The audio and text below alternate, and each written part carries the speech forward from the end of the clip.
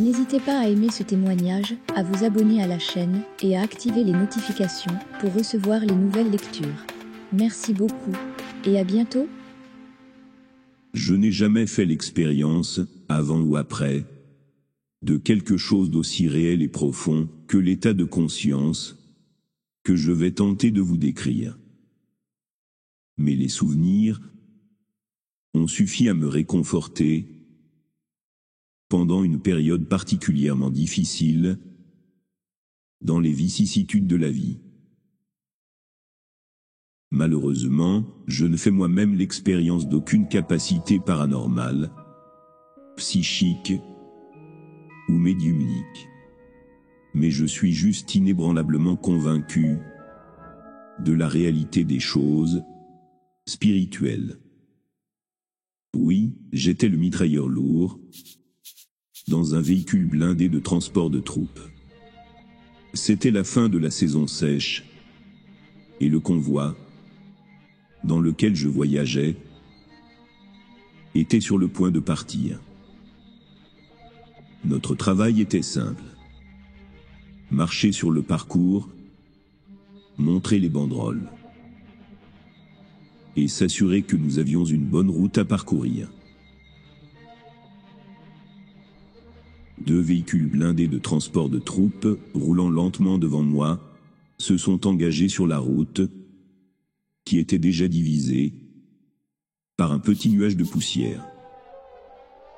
Au milieu du rugissement des moteurs diesel et d'un grand nuage de poussière qui s'étendait sur des kilomètres, la formation s'est approchée d'un de ces endroits où le redoutable mur de la jungle se dressait des 2 côtés de la route.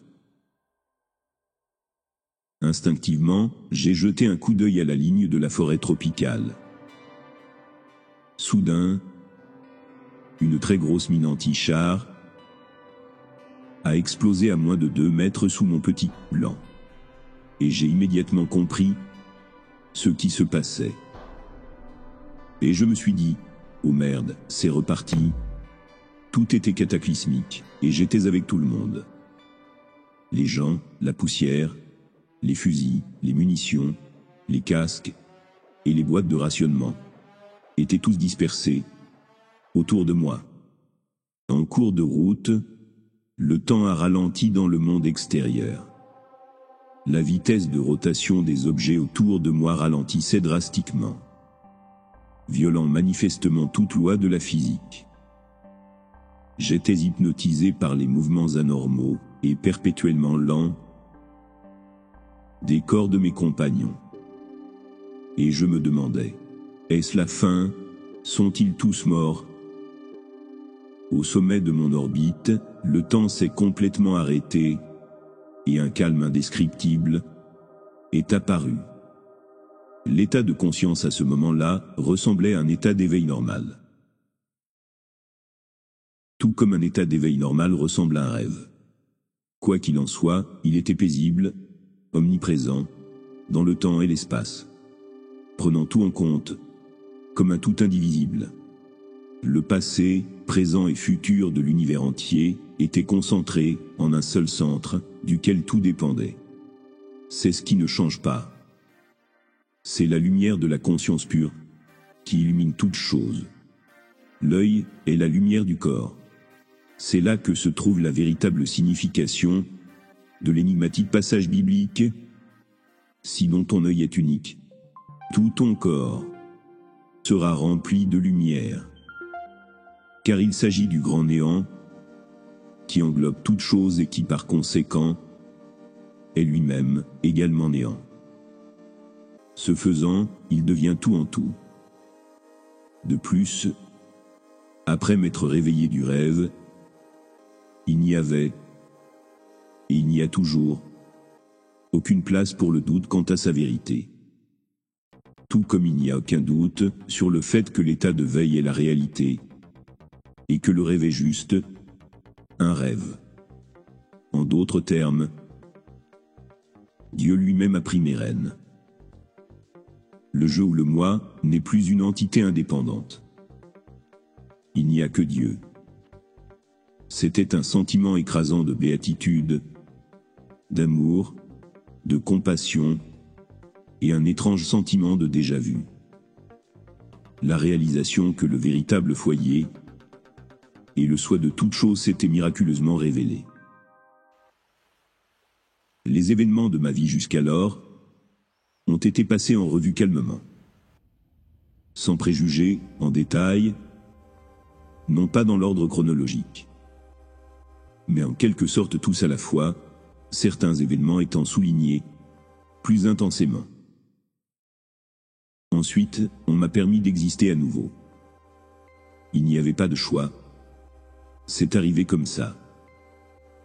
Et j'ai eu la possibilité de prendre conscience de tout ce dont je voulais prendre conscience, en réalisant que le temps n'a pas d'importance.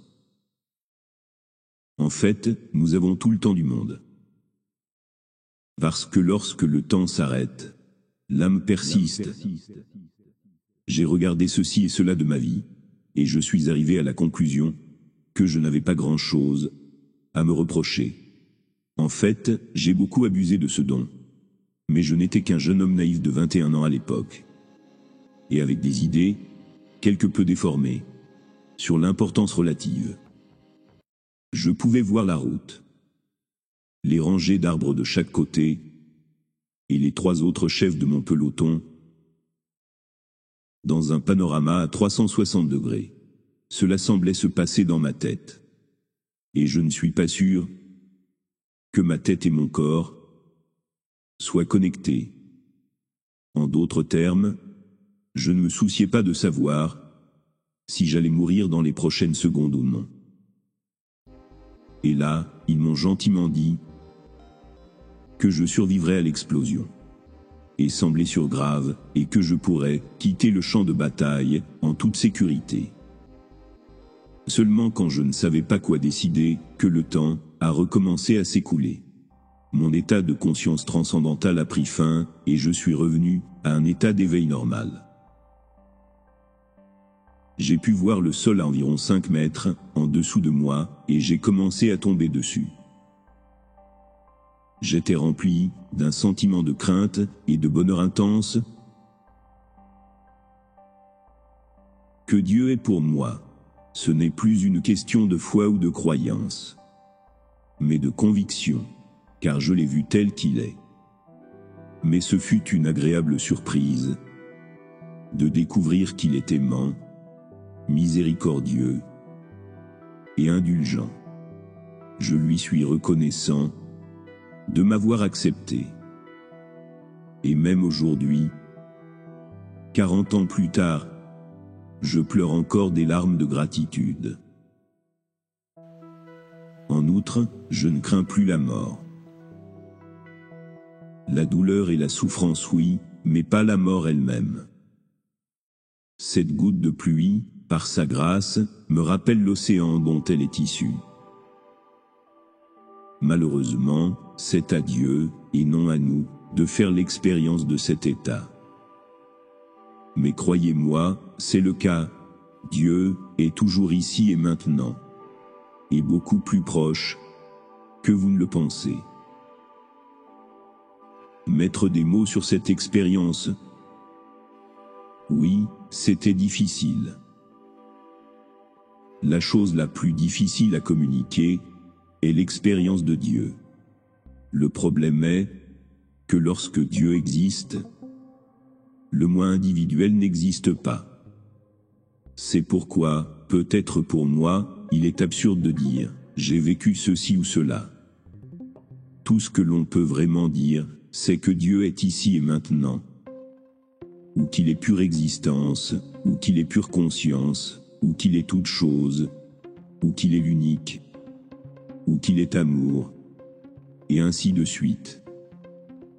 L'analogie serait peut-être d'essayer d'expliquer les couleurs, ou une couleur spécifique, à une personne dont la vision est absente depuis sa naissance. Je n'ai jamais connu quelque chose d'aussi réel et profond que l'état de conscience que je viens d'essayer de vous décrire. Les souvenirs, ont suffi à me réconforter pendant une période particulièrement difficile de ma vie. Malheureusement, je ne fais moi-même l'expérience d'aucune capacité paranormale, psychique ou médiumnique. Je suis juste inébranlablement convaincu de la réalité des choses spirituelles. N'hésitez pas à aimer ce témoignage et à activer les notifications pour recevoir les nouvelles lectures. Merci beaucoup et à bientôt.